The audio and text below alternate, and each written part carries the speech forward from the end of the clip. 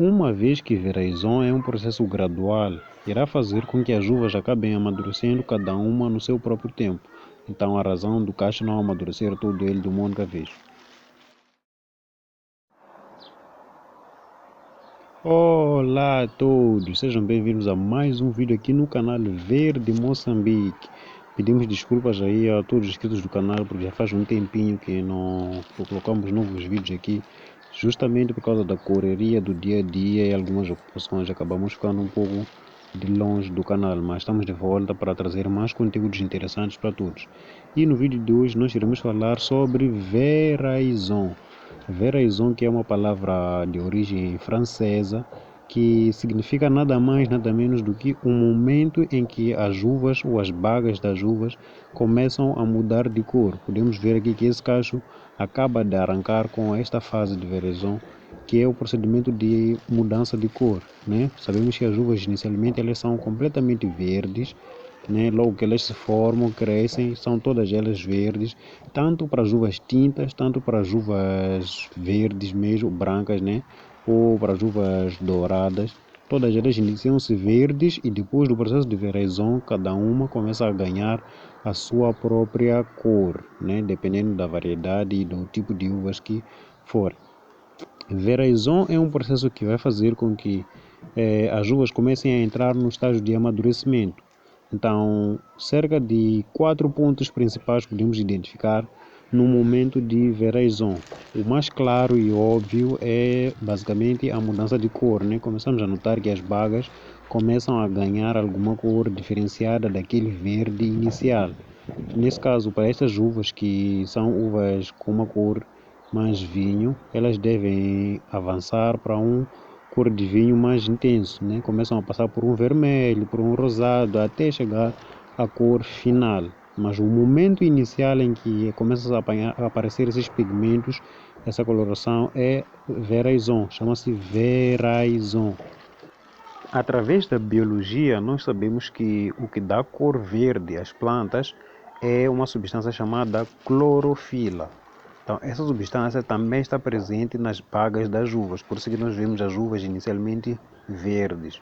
Mas, quando inicia-se veraison, a planta por si só começa a desfazer essa substância de clorofila que está nas bagas das uvas. Então, isso vai fazer com que as uvas comecem a perder a cor verde. E para o caso das uvas tintas, a planta também começa a criar dentro das bagas as antocianinas, que são substâncias que dão uma cor avermelhada às plantas. E também uma outra substância chamada xantofila, que também contribui para essa coloração.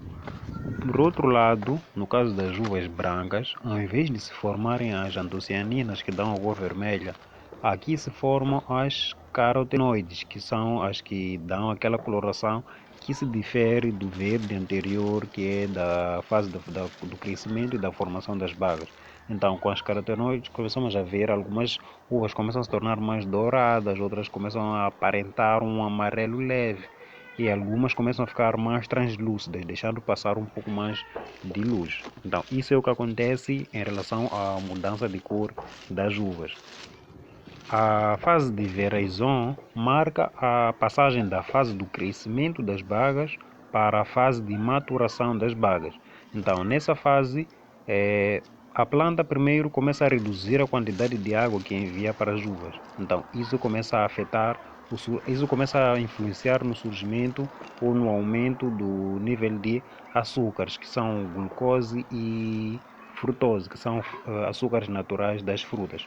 Então começa a aumentar a quantidade de açúcares por causa da, digamos que, desidratação, porque as uvas começam a receber menos água através da planta. Isso porque o talo que liga as uvas ao ramo, né, começa a mudar de cor, começa a ficar meio seco, né, fica a parecer um castanho do restante dos ramos da planta. Por isso é que nós começamos a usar esse talo para identificar quando é que as uvas realmente estão maduras, porque o amadurecimento delas é influenciado também pelo amadurecimento do talo, né? Então as uvas quando ainda estão verdes, quer dizer que essa parte aqui da ponta do talo ainda não começou a mudar de cor. Mas à medida que ele vai mudando de cor, nós começamos a ver que o cacho também vai seguindo em questões de amadurecimento. Agora, eu uso estes plásticos aqui para proteger as uvas do sol e também da, da chuva e ainda dos insetos que ficam aqui, ou insetos e alguns roedores, que é para dificultar que eles tenham acesso às uvas e acabem destruindo a colheita. Então, isso aqui nós construímos simplesmente usando um plástico de mercado mesmo, um plastinho desses, né? Um plástico que pelo menos cabe a minha mão aqui dentro, então significa que também tem espaço para um cacho inteiro caber aqui dentro. Então, tudo que nós fazemos é pegar num plástico desses, fazer uma abertura aqui na parte de baixo, que é para manter a circulação de ar e evitar a concentração de umidade e, se calhar, formação de alguns fungos aqui dentro. Então, colocamos uma abertura destas e usamos essa parte de cima para prender nas nossas uvas. Então, simplesmente nós pegamos essa parte das pontas e amarramos no topo do cacho, ali no talo do cacho das uvas.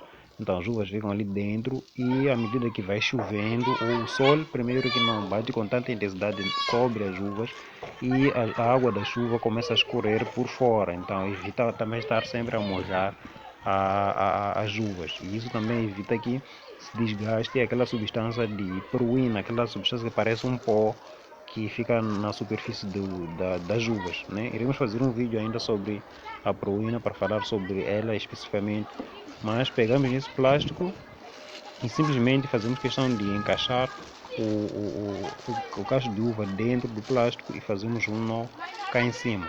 É tão simples quanto isso proteger as suas uvas para evitar que pássaros comecem a bicar, porque com a fase da veraison, uma das coisas que acontece é que a fruta começa a desenvolver também aromas. Então, aquele aroma começa a atrair vários tipos de insetos, começa a atrair abelhas, começa a atrair pássaros por causa da cor, principalmente. Então, amigos, para quem não conhece, meu nome é José, mais uma vez, e para quem não for inscrito no canal ainda, peço que se inscreva. Eu sou José, falo de Moçambique.